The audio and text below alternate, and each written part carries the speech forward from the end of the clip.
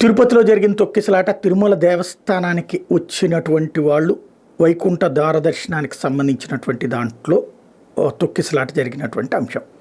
సరే, దీంట్లో ఎవరి వాదనలు వాళ్ళకు ఉన్నాయి.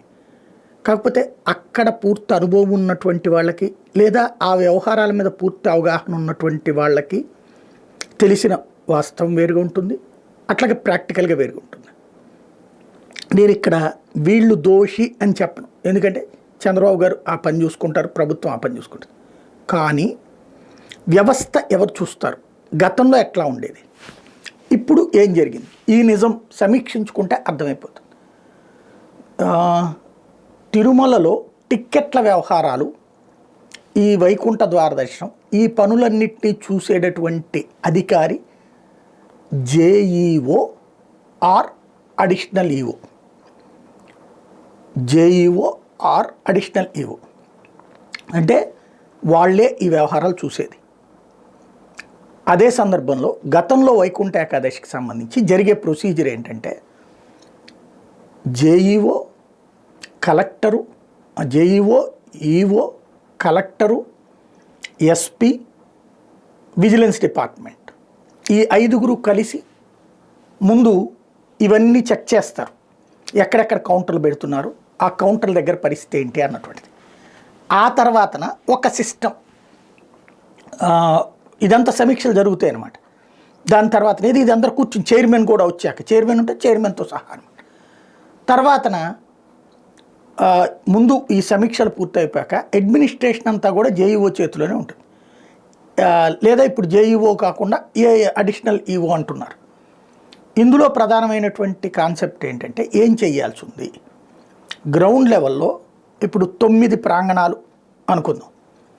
ఒక్కొక్క ప్రాంగణానికి ఒక ఆర్డీఓ రెవెన్యూ డిపార్ట్మెంట్ ఇచ్చి, వాళ్ళకి తెలుసు కంట్రోల్ ఎట్లా చేయాలో, రెవెన్యూ వాళ్ళకి బాగా తెలుసు.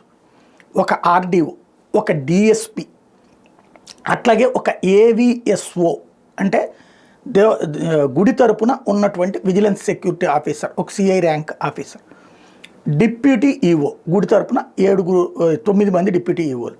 ఒక్కొక్క సెంటర్కి ఈ 4గురితో కలిపి ఒక కమిటీ వేస్తారు.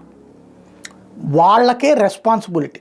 ఆ సెంటర్లో టైము ఫస్ట్ 1 అవర్ సెట్ అయితే మిగతా గొడవే ఉండదు. ఎందుకంటే ఇట్లా టికెట్లు ఇవ్వబోతున్నాం అని చెప్పిన రోజున మొదటి గంటలో ఎగబడి వస్తారు. వచ్చిన వాళ్ళని వచ్చినట్టు క్యూ లైన్లోకి పంపించేస్తే అసలు ప్రాబ్లమే రాదు. వచ్చిన వాళ్ళందరినీ ఒక చోట కూర్చోపెట్టడం వల్ల వాళ్ళ సమస్య వచ్చింది. ఇంకొకటి, ఆయా కౌంటర్లలో ఆయా సెంటర్లలో ఉన్నటువంటి ఆర్డీఓలకు అధికారాలు ఉండే ఇదివరకు. అధికారాలు ఎట్లాగా అంటే జనం వచ్చేస్తున్నారు ఎగబడిపోయి, వాళ్ళందరినీ నుంచోబెట్టి ఆపాల్సిన పనే ఉంది. ఇమ్మీడియట్గా అనౌన్స్ చేసేయండి, టికెట్లు ఇచ్చేసేయండి అంటే ఇచ్చేస్తారు. తర్వాత వచ్చిన వాళ్ళకి లేట్ కావచ్చు, అప్పుడు అడిగితే కూడా అందరూ భక్తులే కదా, ముందు వచ్చిన వాళ్ళకి ఇచ్చినట్టు ఉంటుంది.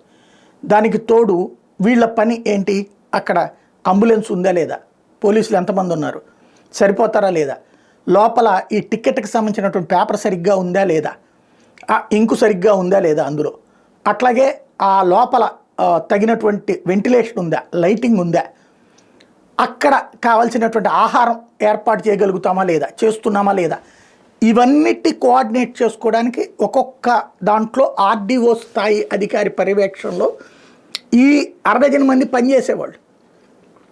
ఇట్లాంటిది పెట్టారా లేదా, ఇప్పుడు ఇలాగా పెట్టారా, పెడితే కూడా జరిగింది అంటే ఎవరు డెసిషన్ తీసుకున్నారు, ఇంకోటి ఇట్లాగా సమన్వయం జరిగిందా, EO deputy EO additional EO or JEO, కింద జేఈఓకి సంబంధం ఉండదు. ఇది పైన జేఈఓ, టిక్కెట్ల అలాట్మెంట్ పవర్ ఉన్నటువంటి జేఈఓకి సంబంధం అది. అంటే ఇప్పుడు లైక్ వెంకయ్య చౌదరి గారు అనమాట, EO additional EO alias JEO plus chairman, వీళ్ళ ముగ్గురితో పాటు కలెక్టరు ఎస్పీ 5గురు కూర్చుని సమీక్షించి చెయ్యాలి. పైగా ఇవన్నిట్లో కూడా ఆ జేఈఓ ఆర్ అడిషనల్ ఈఓ ఈ బృందం అంతా విజిట్ చేయాలి. ఇవన్నీ జరిగినాయా, జరిగిన తర్వాత తొక్కిసలాట జరిగిందా, ఇంకొకటి అక్కడ వచ్చిన వాళ్ళని వచ్చినట్టు కూర్చోబెట్టి ఒక్కసారిగా వదిలిపెట్టడం వల్ల వచ్చింది అన్నటువంటి దాని వెనకాల ఉన్న వాస్తవాలు ఏంటి, ఇది తేల్చుకోవాల్సింది.